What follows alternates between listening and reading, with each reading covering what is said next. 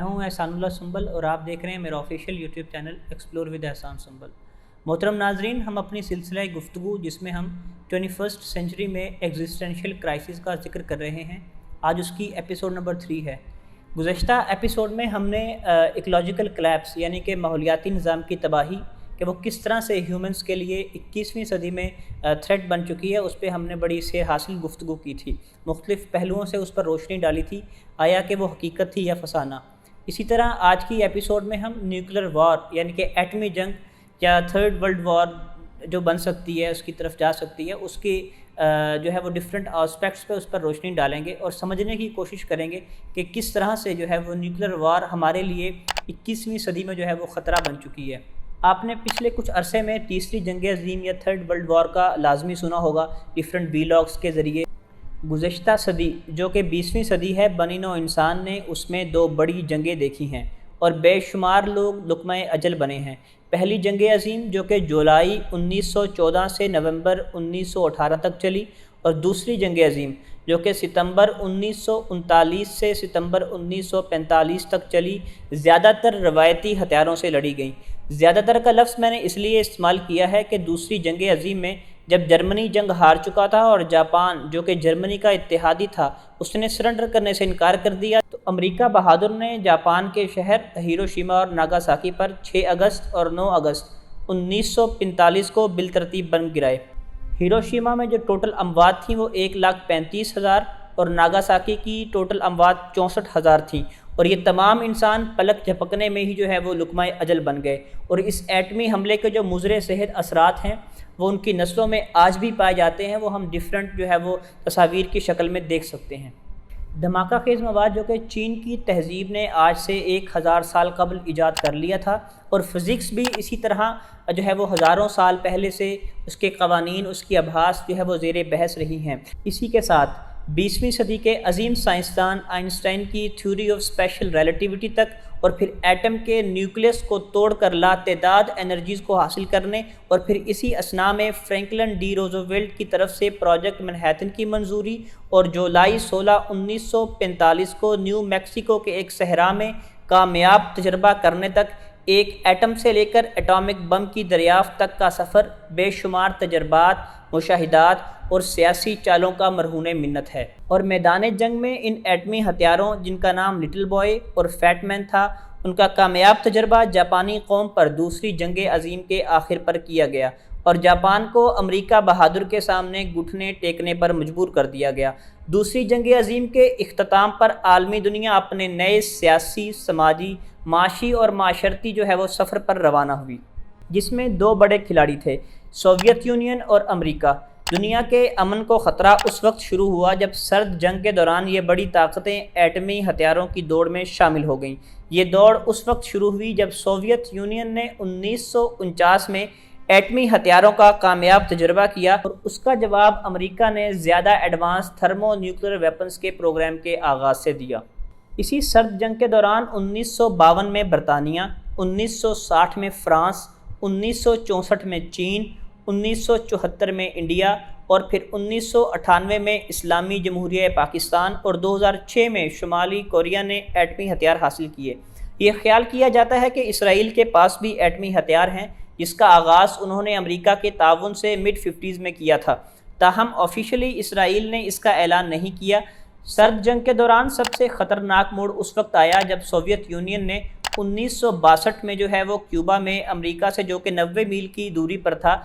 ایٹمی ہتھیار نصب کر دیے۔ اس وقت پوری دنیا اس کیفیت میں تھی کہ ابھی نیکسٹ جو مومنٹ جو ہے وہ ایٹامک وار، نیوکلیر وار شروع ہوگی اور پوری دنیا تہس نہس ہو جائے گی۔ اور 13 دنوں کی اس سیاسی محاذ آرائی سے دونوں ممالک کی باہمی رضامندی کے ساتھ جو ہے وہ یہ کرائسس ختم ہوا۔ اس وقت دیکھنا یہ ہے کہ 21ویں صدی میں جہاں لوگ جنگوں میں کم اور دیگر قدرتی اور دیگر جو ہے وہ آفات سے زیادہ مرے ہیں، کیا روایتی جنگ جو کہ ایٹمی ہتھیاروں کے ہوتے ہوئے شروع ہوگی، ایٹمی جنگ کی شکل اختیار کر لے گی؟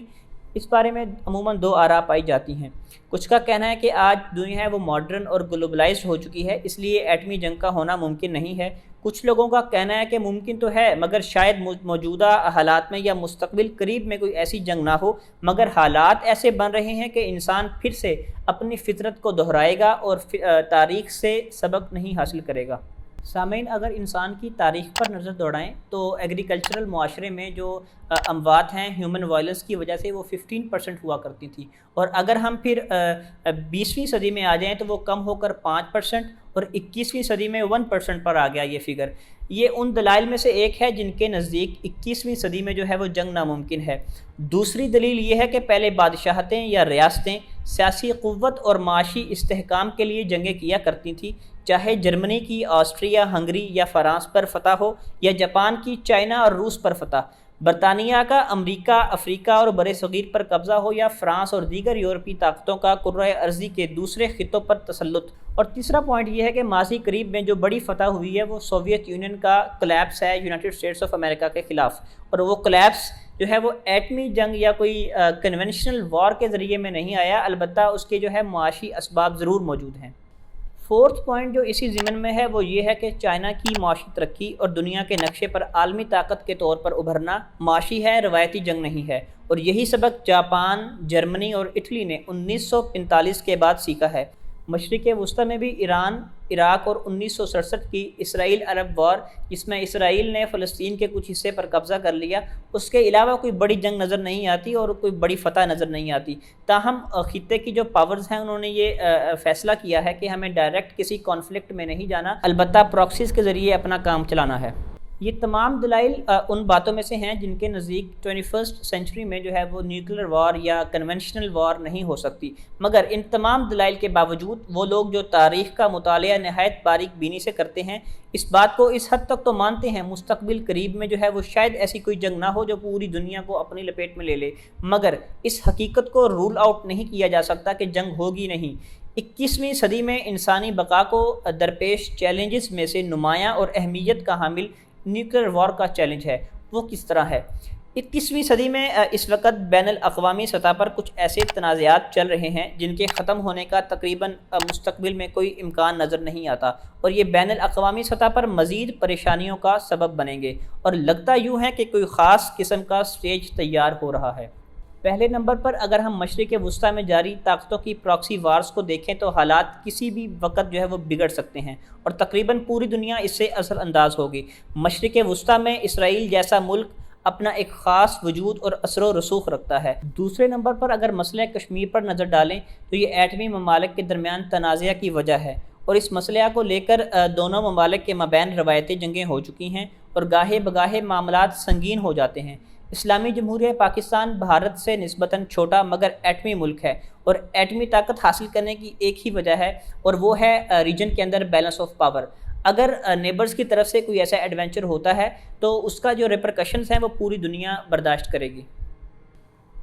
علاوہ اس کے اگر ہم شمالی کوریا پر نظر دوڑائیں تو وہاں کے جو لیڈر صاحب ہیں ان کی بھی جو حکمت عملی ہے وہ ہماری سمجھ سے بالاتر ہے۔ وہ اس وقت کسی بھی پیس پروسیس یا کسی ڈائلاگ کی طرف جاتے ہوئے نظر نہیں آتے، اور ان کے پاس جو اٹامک پاورز ہیں وہ ڈائریکٹ مین لینڈ امریکہ تک مارک کر سکتے ہیں۔ اور سب سے اہم مسئلہ جو کہ سب سے بڑے تنازع کو جنم دے سکتا ہے وہ چین اور امریکہ کے مابین ہے۔ چین نے 21ویں صدی میں خود کو عالمی طاقت کے طور پر منوانے کے لیے بہت جتن کیے اور کافی حد تک کامیاب بھی ہوا۔ اس ساری تگ و دو کے پیچھے ان کی معیشت تھی، اور اب جب کہ وہ ون بیلٹ اور ون روڈ جو کہ پرانے سلک روڈ کی یاد تازہ کرنے کے لیے ہے، اسی تجارتی روٹ کا ایک حصہ چائنا سی جو ہے وہ وجہ تنازع بن سکتا ہے۔ ان پانیوں پر اور وہاں موجود جزیروں پر آس پاس کے جو تمام ممالک ہیں وہ اپنی ملکیت کا کلیم کرتے ہیں۔ ان ممالک میں جاپان، فلپائن، ملیشیا اور انڈونیشیا وغیرہ سمیت پورا خطہ، اور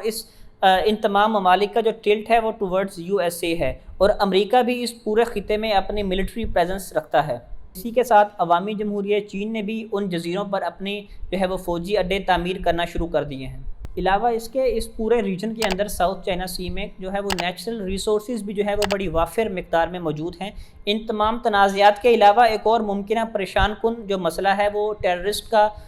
نیوکلیر اور کیمیکل ویپنز کا جو ہے وہ حاصل کرنا ہے۔ اگر ان کی ان تمام ویپنز تک رسائی ہو گئی تو پھر حالات کسی کے کنٹرول میں نہیں رہیں گے۔ خواتین و حضرات، اگر زیادہ تاریخ میں جائے بغیر پہلی جنگ عظیم کے شروع ہونے کی وجہ ڈھونڈیں تو وہ شہزادے آرچ ڈیوک کا قتل تھا۔ بلا شبہ ایک لمبے عرصے سے جنگ کا ماحول بن رہا تھا، اور وہ لوگ جو انٹرنیشنل ریلیشنز کو پڑھتے ہیں سمجھتے ہیں وہ اس بات سے بخوبی آگاہ ہیں کہ اس میں سب سے بڑا جو رول ہے وہ سیکرٹ ڈپلومیسی کا تھا۔